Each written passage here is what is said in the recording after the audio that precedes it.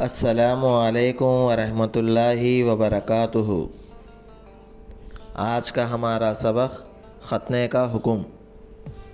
سب سے پہلے ویڈیو کو آخر تک ضرور دیکھیں، ویڈیو انفارمیٹیو ہے۔ ختنہ کرنا مردوں کے لیے سنت مؤکدہ اور شرع اسلام میں سے ہے۔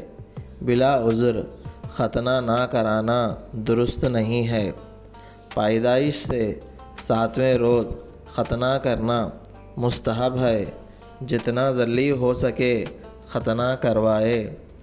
عمر بڑھتی ہے، ختنے میں زیادہ تکلیف ہوتی ہے، کم از کم بالغ ہونے سے پہلے کرا دینا چاہیے۔